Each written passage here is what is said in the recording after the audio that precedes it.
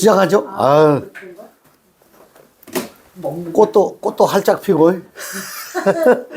날씨도 좋고, 뭐, 그래요. 오늘은 날씨는 요 큰 책 107쪽에서 한번 보시죠. 네. 107쪽에서 보시는데, 먼저 한번 읽어 보실 게 있어요. 1번 11조의 유래. 성경 찾아보지 마시고, 거기 적혀진 대로 한번 읽어 보세요. 11조의 유래. 네.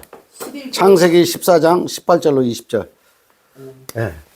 살렘 왕 멜기세덱이 떡과 포도주를 가지고 나왔으니 그는 지극히 높으신 하나님의 제사장이었더라. 그가 아브라함에게 축복하였는데 천지의 주제이시오 지극히 높으신 하나님이여 아브라함에게 복을 주옵소서. 너희 대적을 내 손에 붙이신 지극히 높으신 하나님을 찬송할지로다 하며 아브라함이 그 얻은 것에서 10분의 1을 멜기세덱에게 주었더라. 예, 예. 거기까지만 읽어 보시죠.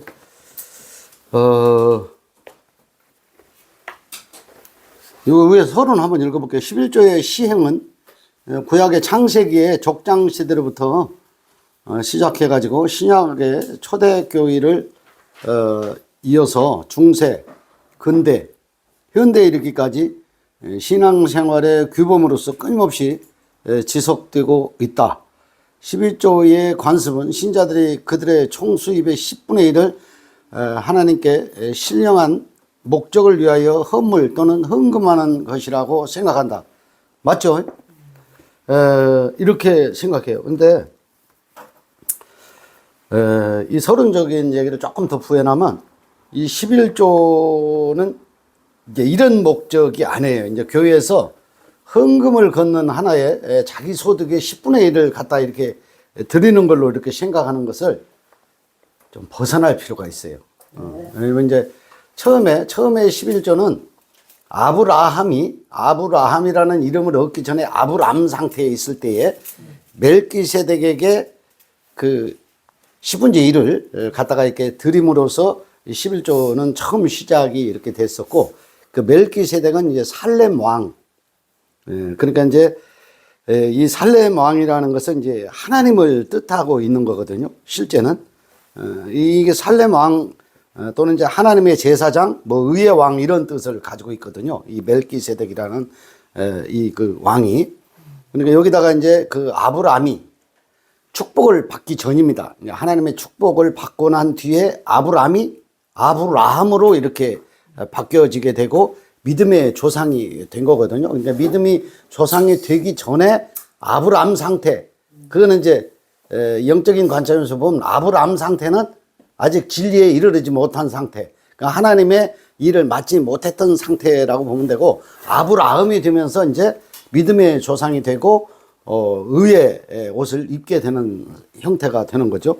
그러니까 이제 11조는 이제 그 종교적인 관습에서 출범해가지고 오늘날 이제 11조를 마치 하나님의 일 또는 이제 하나님께 받은 것을 이렇게 내가 10의 1을 이렇게 떼어가지고 이렇게 드리는 것이 하나님을 마치 이렇게 섬기는 하나의 척도처럼 이렇게 생각하는 건데, 사실은 이런 개념은 종교적인 관습이지 실제 진리의 관점에서는 꼭 11조를 해야 된다 이런 의미가 없어요. 본래 11조는 축제의 그 목적으로 이것을 드리게 되는 거거든요. 하나님께 받는 은혜나 축복, 전장에서 어떤 승리를 했을 때의 축복, 또 멜기세덱이 드리고 난 이후에 야곱의 11조가 또 있거든요. 야곱이 이제 베델에 올라가서 잠을 자고 일어나서 아침에 이게 11조를 이렇게 드리게 되는 그 내용이 또 있고, 그 뒤에 이제 야곱의 11조 다음에는 말라기서에 이제 11조가 또 나오죠. 하나님의 것을 도둑질하지 말라. 10분의 1을 창고에 들여 내 곳간에 복을 쌓을 곳이 없도록 붙지 아니하나 보라. 이렇게 해서 11조의 개념이 이제 멜기세덱이 11조, 야곱의 11조, 말라기 11조 이렇게 쭉 나오는데, 결론적인 해답을 먼저 말씀을 드리면은 이 11조의 본질이죠, 본질. 여기 이제 11조의 이 본질은,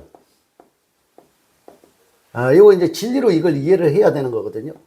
진리로 이해를 하지 않고 행위로 하면은 마치 이걸 헌물로 갖다 드리는 것으로 이렇게 생각하는 거죠. 헌물로 드리는 것이 아니라 11조의 본질은 요게 10이 있잖아요. 10. 10이 있잖아요. 10계명입니다. 예, 10계명이 11조에 10이에요. 10. 그러니까 이 10계명이 이게 1입니다. 1. 이건 하나로 이해해야 되는 거예요. 하나로. 10계명이 하나로 이해하는 게 11조예요. 10계명이 10로 나눠졌잖아요. 세부적으로 하면 613가지로 이렇게 나눠져 있는데 10이 하나로 이렇게 함축되는 거예요. 그러니까 이 10 속에는 뭐냐면 이 하나로 이해되려면 이게 하나님이거든요. 유일신이에요. 유일신. 맞죠?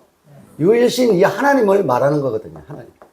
그러니까 이 10로 펼쳐져 있는 것이 이 하나로 이해하는 것이 11조다 이 말이에요. 11조. 개념이. 그러면 이 10이라는 것은 또 개념으로 보면 세상 만물입니다. 세상 만물이 뭘로 나타나냐면 이거 10으로 나타나 있는 겁니다. 10.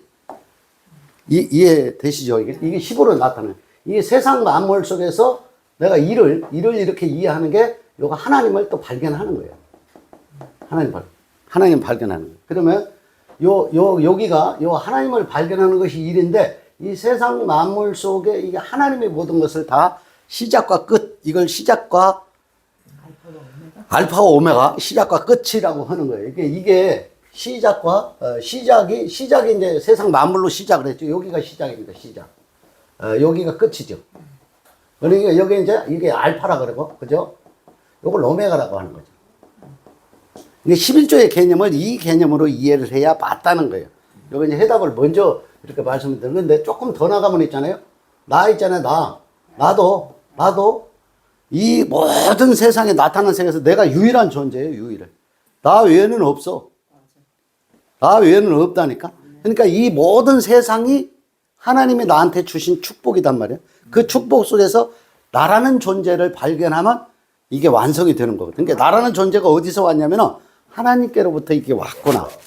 그리고 이 존재가 여기서 이 세상, 하나님이 주신 이 모든 만물의 이 세상을 통해서 하나님께 가는 것 또는 하나님과 하나가 되는 것, 하나님과 연합이 되는 것이 바로 11조다 이 말이에요. 여기서. 그죠? 연합. 연합이 되는 것이 이게 11조의 완성이다 이 말이죠.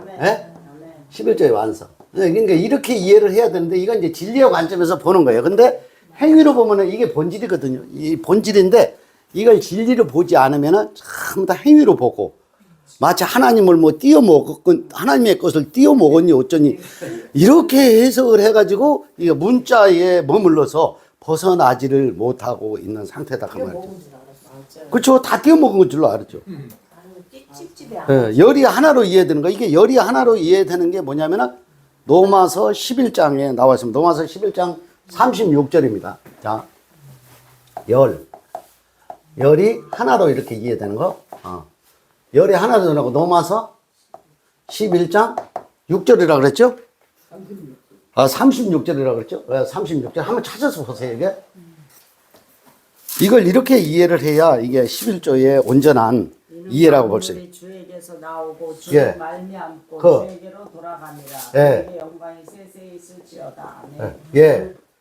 만물이 주에게로부터 나오고, 그죠? 나오고 만물이 주에게로 돌아간다. 맞죠? 이것을 갖다가 여기서 지금 써놨죠? 알파와 오메가다 이런 얘기. 그러니까 모세에게 시내산에서 10계명을 이렇게 줬잖아요. 이 10계명을 준 이유는 뭐냐면 5계명은 하나님을 섬기라는 개념이고 유튜브 보시는 성도님들도 이해를 좀 하셨으면 돼요. 5계명은 하나님을 섬기라는 개념이고 5계명은 이웃을 사랑하는 계명이에요. 그러면 자 여기서 요걸 이렇게 내려갖고 설명해 드릴게요. 5계명은 하나님을 섬기라는 거죠. 자, 또 나머지 5계명. 나머지 5계명은 이웃을 사랑하라는 거예요. 이해되죠? 그러니까 이 열이 이것이 다 이해가 되면 이게 하나가 되는 거거든요. 그죠? 이건 하나가 되는 것을 갖다가 하나님의 사랑이라고 이걸 아가페라고 하는 거거든요. 아가페. 이렇게 말하는 거예요. 이게 이 아가페라는 말은 또 뭐냐면 일방적이 되는 거죠. 일방적. 그러니까 시작과 끝이 전부 다 일방적이에요. 이것을 토탈 이해를 해버리는 것이 10이 하나로 딱 이해가 되는 거거든요. 모든 우주 만물, 나타나는 세상, 나타나지 않은 세상, 비물질 세상, 물질 세상이 전부 다 하나로 이해되고 하나로 연결되는 것이 바로 지금 로마서 11장 36절에 만물이 주에게로부터 왔고 나오고 만물이 주에게 돌아가도록 이렇게 만들어져 있는 거거든. 그러니까 이것을 전부 다 이해하면 요게 십계명이 완성된 거거든. 11조를 드리는 개념이 아니고 11조의 완성이라는 것은 진리로 이해되는 게 11조의 완성이라는 거지. 이게 무슨 자꾸 우리가 뭘 행위로 하나님께서 띄어가지고 아니 띄어서 주는 거나 안 주는 거나 다 하나님의 것이라니까. 그러면 9개는 내 거고 요거 하나는 하나님의 것이라니까 10의 1조만 띄어서 하나님 앞에 이렇게 드리면 나머지 9개는 내가 먹을게 이렇게 되는 건가? 그 개념이 아니라니까. 이게 이 진리의 개념이라는 건 굉장히 이 범위가 큽니다. 이게 나타난 세상, 나타나지 않은 세상, 하나님과 내가, 하나님과 내가, 하나님과 나가 연합이 돼. 연합이 되면 이 11조가 완성이에요. 하나로 이해되는 거예요. 이걸 갖다가 또 하나의 의식이라고 또 이렇게 얘기하는 거예요. 이게 토탈 하나님 거라니까요.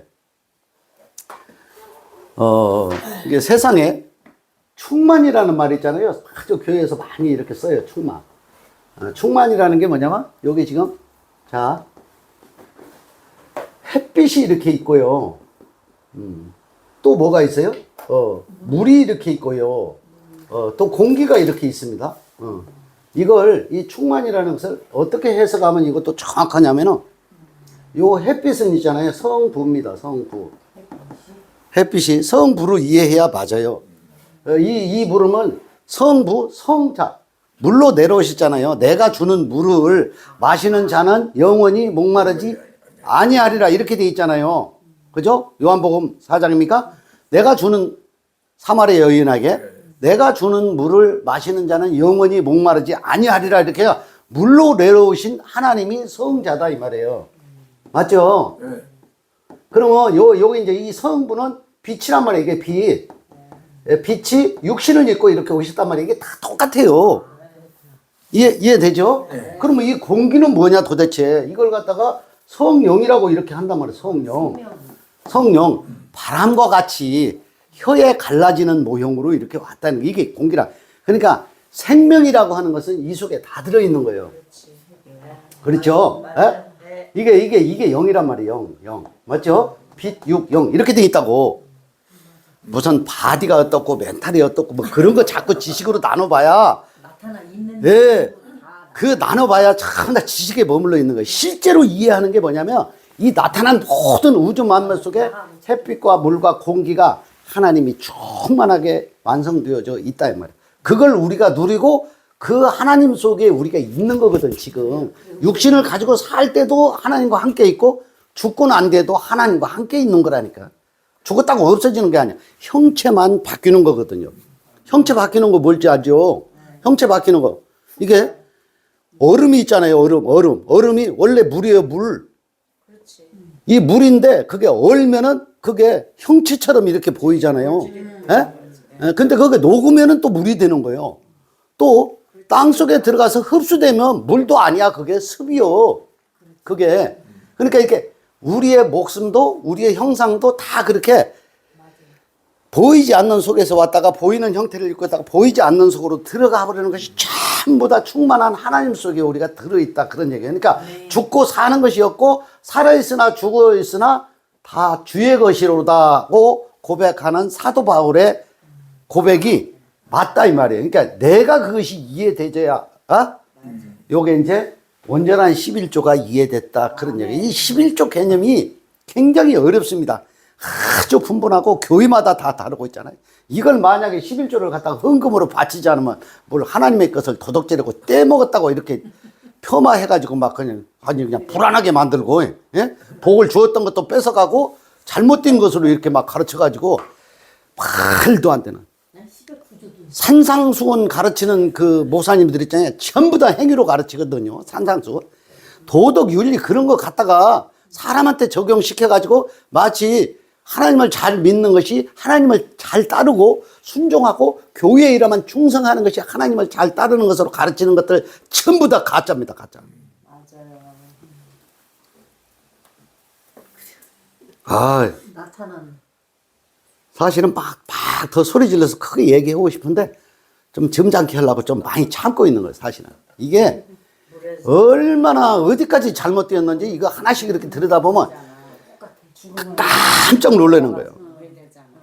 그래서 만물이 주께로부터 오고 만물이 주에게 돌아가는 게 우리가 원래 하나님 속에 다 있는 거라니. 그러니까 먹고 마시고 있잖아요. 햇빛, 물, 공기. 이게 생명이거든, 이게. 호흡이 우리 속에 들어왔다가 이게 나가는 거예요. 똑같은 거거든. 들어왔다가 없어지는 거예요.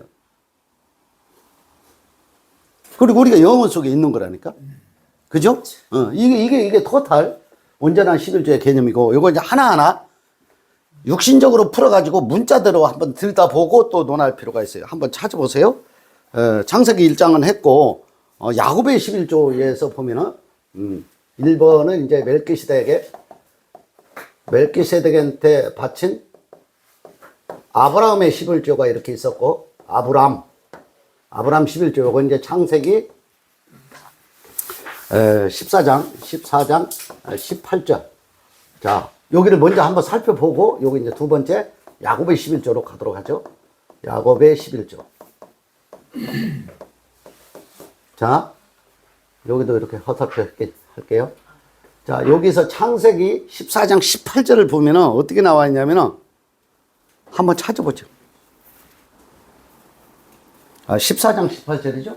네, 14장 18절. 살렘 왕 멜기세덱이 떡과 포도주를 가지고 나왔으니 그는 지극히 높으신 하나님의 제사장이었더라. 자, 요게 멜기세덱입니다. 멜자만 쓸게요. 떡과 포도주. 그죠? 떡과 포도주를 가지고 나왔다 그랬잖아요. 그죠? 이 떡과 포도주를 나온 것은 어디에 있냐면은 실제 떡과 포도주를 가지고 나온 것을 봐야 돼. 현장을 한번 보면은 요한복음 6장 55절에 있습니다. 요한복음 6장 55절에 있습니다. 이것도 한번 찾아보죠. 저도 한번 찾아볼게요. 마태, 마가, 누가, 요한복음 6장 55절. 내 살은 참된 양식이요. 예. 내 피는 참된 음료로다. 내 살을 먹고 내 피를 마시는 자는 내 안에 거하고 나도 그의 안에 거하나니. 예, 거기까지만 하시죠. 예. 자, 55절, 56절에 보면 내 살은 참된 양식이요 내 피는 참된 음료주라. 내 살을 먹고 내 피를 마시는 자는 내 안에 거하고 나도 그의 안에 거하나니. 맞죠? 이게 뭐냐면 여기죠. 이 멜기세덱은 이걸 하나님으로 여기에 나오고 있다고 했잖아요. 그죠? 앞전에 제가 멜기세덱이 하나님이라고. 이 하나님이 떡과 포도주를 가지고 왔을 때 이게 요한복음 6장 55절에 이게 예수로 오는 거예요. 여기서 이렇게 예수로 오는 거예요. 맞죠? 예, 예수가 내 살과 피를 마시는다는, 그죠? 나와 있죠? 영생을 가졌고 마지막 날에 내가 그를 살리리라. 그죠? 그 위에 54절에 보면, 자, 여기에 떡과 포도주를 마시는 자는 영생을 얻었단 말이죠. 그죠? 마지막 날에 내가 살리리라. 마지막 날에 살리리라. 이게 마지막 날이라는 게 뭐냐면, 이거 진리로 이해하는 날이 마지막 날이에요. 진리를 이해하는 날. 내가 뭐 죽을 때 뭐 내가 살아나서 이렇게 부활한다 그런 개념이 아니고, 마지막 날이라는 것을 이걸 다 문자 보이는 세상으로 보이는 것이 영적으로 이해되는 것이 마지막 날이에요. 마지막 날이라는 것이 따로 배웠더니까, 이 마지막 날이라는 게 이 떡과 포도주로 이해를 하는 거죠. 그러니까 여기 멜기세덱에 이게 드렸던 이 떡과 포도주, 멜기세덱에게 11조를 이렇게 들었어요. 아브라함이 11조를 이렇게 들었더니 멜기세덱이 떡과 포도주를 들고 나왔잖아요. 떡과 포도주를 들고 나온 것이 자기 살을 이야기하는 거라고. 자기 피를 이야기하는 거. 요걸 갖다가 진리라고 하는 거거든요. 이해되셨죠? 예, 멜기세덱은 지나가고 또 야곱의 11조를 한번 또 보죠. 야곱의 11조를 보시면은 이렇게 되어 있죠. 창세기 28장 18절에서 22절입니다. 창세기 28장 18절에서 22절까지 이것도 찾아서 한번 읽어보시는 게 좋을 것 같아요. 창세기. 저도 한번 찾아볼게요. 네. 창세기 28장.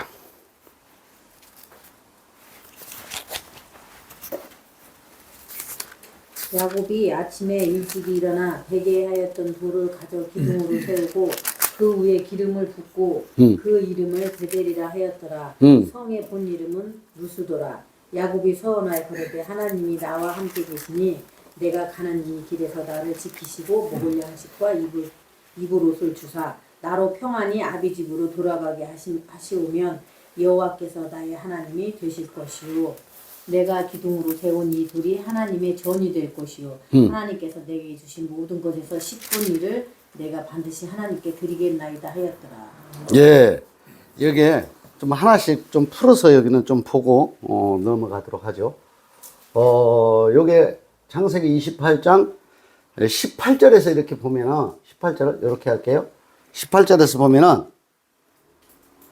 여기서 이제 베델에서 베개를 이렇게 삼았다 이렇게 하죠. 그죠? 네, 베개. 베개를 삼았더라 이렇게 돼 있거든요. 이게 베개를 삼았던 이게 돌입니다. 돌. 이 돌은 뭐냐면 율법입니다. 맞죠? 네. 율법을 상징하는 거예요. 모세의 돌판, 십자가 돌판 2개 새긴 것을 상징하고 있는 거예요. 아직은 이제 모세가 10계명을 받기 이전이죠. 야곱은 그 이전에. 그러니까 이 율법을 뭐냐면 뭘로 삼냐면 기둥으로 삼는 거예요. 기둥. 머리로 삼는 거거든. 이게 율법의 모든 하나님을 찾아가는 어떤 중심이에요. 중심. 이 율법이. 그러니까 율법도 선하다. 진리를 깨달으면 율법도 선하다 그랬잖아. 선해. 이게 그걸 기둥으로 삼았다는 것은 이제 무슨 표현을 하고 있냐면 이게 모든 사람에 대해서 이것을 설명하고 있어요. 모든 사람. 모든 사람이 나면서부터 율법에 저축이 될까요? 안 될까요? 나면서부터 아담이 지은 죄에 여기에 다 귀속이 되거든. 속해 있거든. 그러니까 이 돌을 기둥 삼아가지고 모든 사람이 이제 베델, 여기서 이제 또 하나, 이제 19절입니다. 19절에서 이렇게 보면은, 요거는 이제 베델은 성전 그런 뜻입니다. 성전. 베델이 성전이라는 뜻이요. 그게 이스라엘의 주요 도시입니다. 네. 그리고, 또 다른 말로 하면 하나님의 집 그런 뜻을 가지고 있어요. 하나님의 집. 뭐 기도하는 집 뭐 여러 가지 뜻이 있어요. 그거는 이제 이 베델이라는 게 이제 이 중심축이 뭐냐면은 베델에서 내 안에 하나님의 성전이 하나님의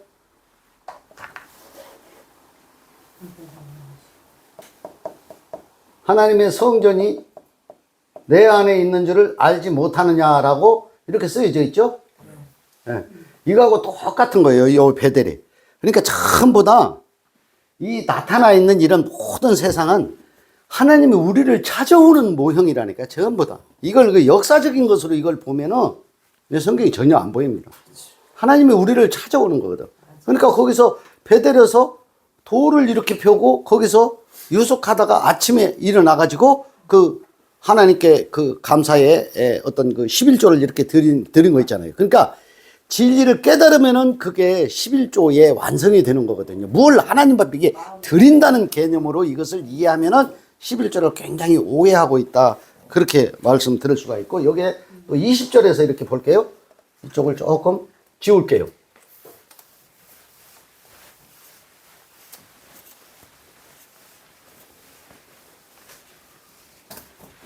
(20절에서) 보면은 20절에서 또 한번 보죠. 야곱이 서원하여 이르되 예. 하나님이 나와 함께 계셔서 내가 가는 이 길에서 나를 지키시고 먹을 떡과 입을 옷을 주시며 내가 평안히 아버지 집으로 돌아가게 하시오면 여호와께서 나의 하나님이 되실 것이요. 예. 자, 여기도 똑같습니다. 아버지 집으로 들어가는데 뭘 줘요?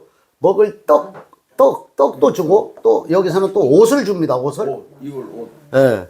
이거는 이 떡은 말씀을 말하는 거고 진리를 말하는 거죠. 이 옷은 있잖아. 나의 옷이 아니고 의의 옷을 말하는 거거든요. 그죠? 그러니까 이렇게 돼 있는 거예요. 이게 성경을 이렇게 보면은 이런 게 눈에 보여야 되거든. 이게 금맥이고 진리를 여기에다 이렇게 감춰 놓은 거거든요. 근데 이걸 무슨 스토리로만 이해해가지고는 성경, 뭐 역사적으로 이해하고 지식적으로 이해하고 문자적으로 이해하고 히브리어가 어떻고 헬라어가 어떻고 그거 있잖아요. 그거 아무리 알아본들 의미가 없어요. 실제. 그걸 아는 것에 대단한 지식인 건 맞아. 아주 난 그런 분들 보면 자 이게 보통 천재성을 가진 분이 아니야. 난 그런 거는 잘 몰라 지식은. 근데 진리가 어디에 감춰져 있는지는 금방 알아. 그 진리로 이해하는 게 중요하다 이 말이야.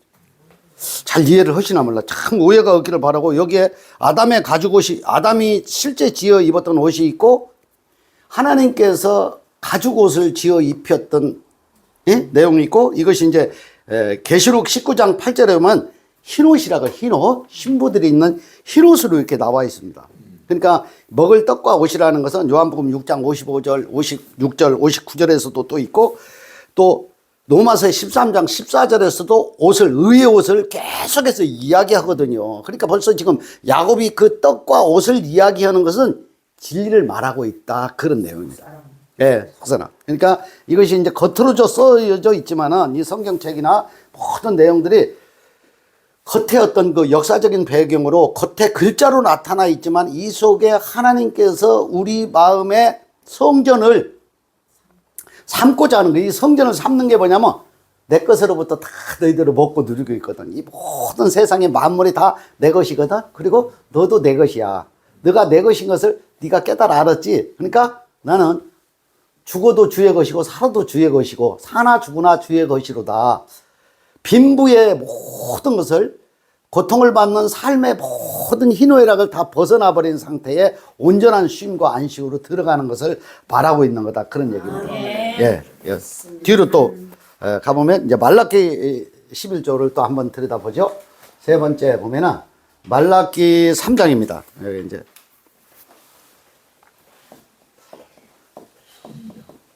말라기 3장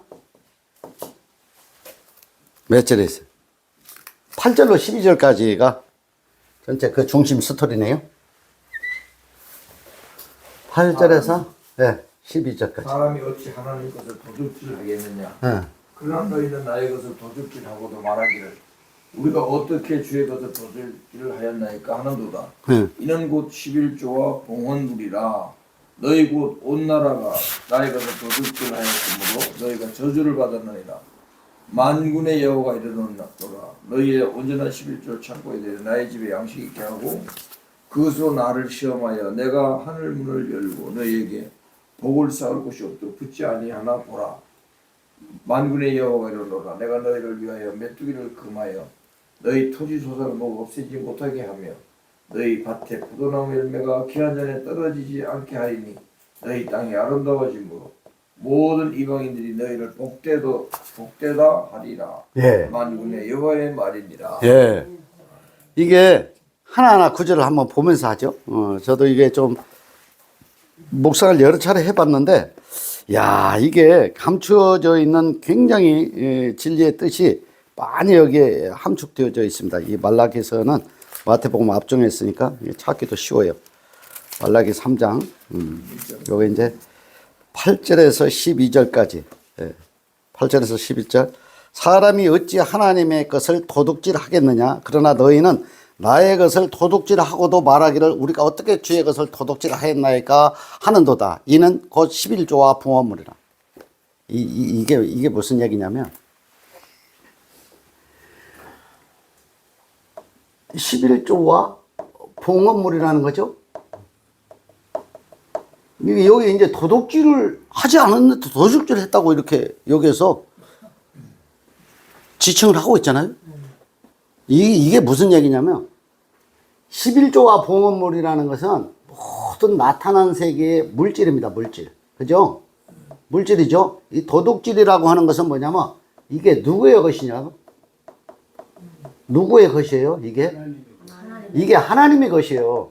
이 하나님의 것인데 이것을 그렇죠, 그렇죠. 이게 자기 것으로 생각하는 거죠. 그죠? 하나님께로부터 온 것이로 생각을 아직 못하고 있는 상태가 도덕질하고 있는 상태다. 이 말이에요. 이해가 되시죠? 예. 도덕질하고 있는 상태가 그런 상태예요. 그러면 도덕질 하였으므로 여긴 또 9절에서 보면은 또 묘한 그 대두되는 그 반전의 메시지가 있는데 너희 곧 온 나라가 나의 것을 도둑질 하였으므로 너희가 저주를 받았느니라. 이 또 왜 또 저주를 받았대? 도둑질을 해놓고 또 저주까지 받았어. 이 저주는 무슨 얘기냐면 9절입니다. 이 저주를 받았다면 이게 자 아담으로 인해 가지고 죄를 지었죠. 그죠? 죄를 지어 가지고 하나님과 내가 분리되어 버렸습니다. 맞죠? 분리되어져 있기 때문에 이거 저주 아래에 있는 거예요. 맞아요? 이게 저주 아래에 있는 거라니까. 분리되어져 있으니까 아니 처음에는 분리되지 않은 상태 하나님의 것이라고 이렇게 생각하는데 지 것이라고 생각하니까 이미 도둑질한 상태가 되고 여기서는 분리되어져 있기 때문에 이것이 저주 상태에 있다 그 말입니다. 적용을 한다 그러면 그래요. 그러면 10절에 보면 온전한 11절에 이렇게 또 나와 있어요. 10절. 요거 이제 9절 살펴볼 필요가 있어요. 왜? 말라기 11절을 가지고 엄청 주장을 하거든요.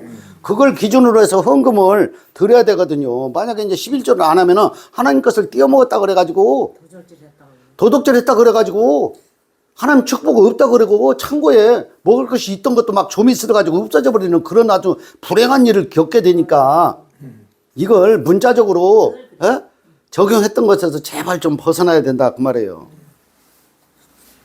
커피 한 모금 먹을게.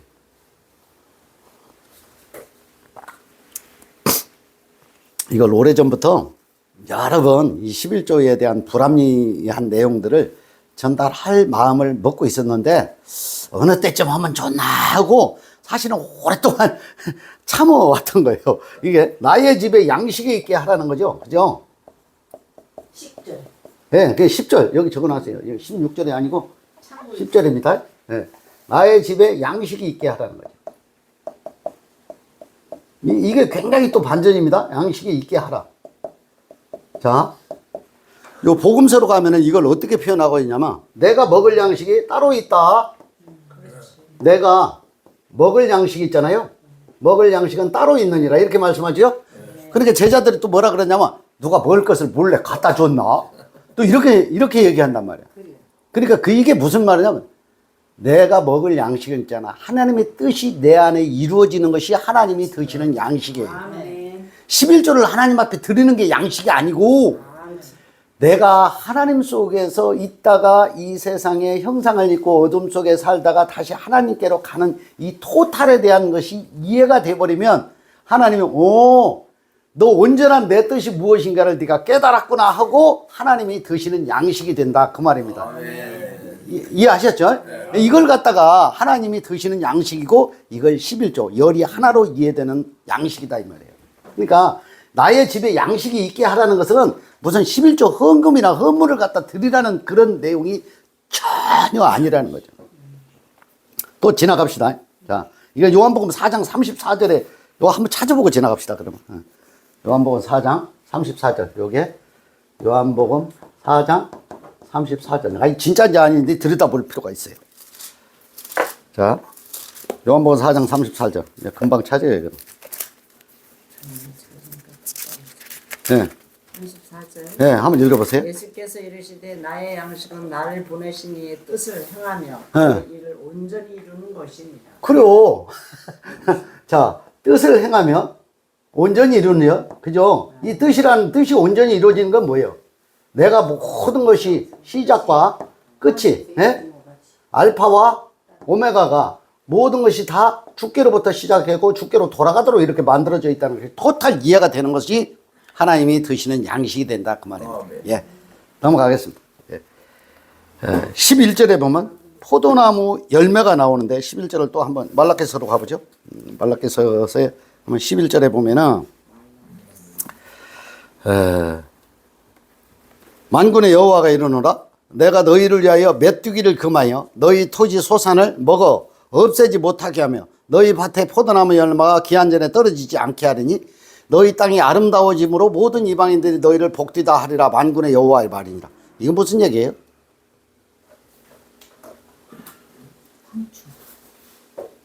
메뚜기 때도 덤비지 않고, 너희 밭에 포도나무 없나 기한 전에 떨어지는 일도 없고, 그죠? 이방인들이 너희를 만군의 여호와의 말이니라. 너희를 복되다 하리라. 만군의 여호와의 말이니라. 이렇게 돼 있죠? 이게 무슨냐면은 진리 안으로 들어가잖아요. 어디에 적을까요? 여기다가죠? 네 번째 11절. 11절로 가면은 너희 소산을 어떻게 돼 있어요? 밭에 포도나무 열매, 토지소산, 포도나무 열매, 나무, 열매, 황충을 면치 않는 거, 황충도 없고, 메뚜기도 없고, 이게 뭐냐면, 이 토지가 뭐냐면, 토지가 우리 마음밭입니다. 그렇죠. 아멘. 그죠? 요 토지가 이게 마음밭이고, 이게 포도나무 있잖아요. 포도나무 소체, 요게 살과 피입니다. 그죠? 살과 피, 예수님의, 여기 열매 있잖아요. 황충 메뚜기 있잖아요. 요거 비진리입니다. 맞아요? 이 비진리가 한번 진리가 온전하게 이해되면 절대 비진리 같은 황충과 메뚜기 떼가 덤비지 못하도록 되어 있습니다. 아멘. 맞아. 이게 자꾸 이게 진짠가 저게 진짠가 여기가 올바른 건가 저기로 올바른 계속 헤매고 있으면 아직도 진리 안에 들어오지 못한 상태에 있고 불안한 가운데 있습니다. 그러니까 토지소산이라는 건 뭐예요? 내 속에서 마르지 않는 샘솟는 샘물이 이렇게 나오는 겁니다.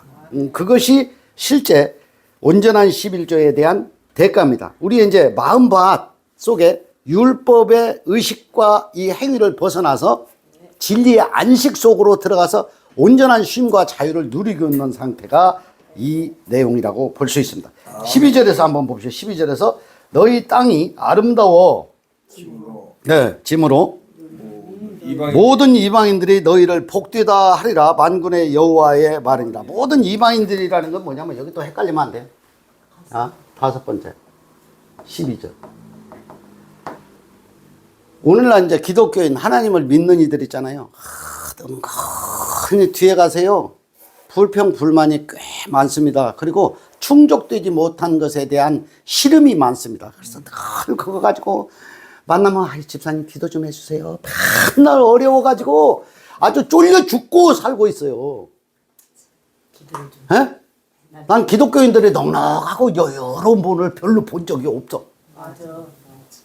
이방인들한테도 있잖아요. 안 믿는 사람한테도 더 인색합니다. 하나님한테 뭘 갖다 바치는 것은 아주 열심히 잘하는데 그 외의 것은요 아주 이렇게 경직되어 있습니다. 벗어나야 돼요. 이방인들이 복되다 한다는 것은 뭐냐면은 진리 안으로 들어가잖아요. 이방인이 됐던 뭐 진리를 깨달았네 누구한테도 있잖아요. 마음이 더 이렇게 여유로워 있어요. 왜? 내 안에 꽃이 피어 있거든. 내 안에 하나님의 진리의 자유와 안식과 쉼 속에 들어가 있기 때문에 전혀 눌림이 없고 늘 이렇게 자유롭고 평화로운 상태를 유지하고 있는 모습이 이방인들이라고 하는 건 비진리에 있는 사람들입니다. 여기서 말하는 또 이방인을 헷갈리면 안 돼요. 이방인? 이스라엘을 진리의 자녀라고 하고 이방인들을 비진리의 자녀라고 그때 인식은 그렇게 했어요. 근데 여기서 이방인이라는 것은 이 모든 사람입니다.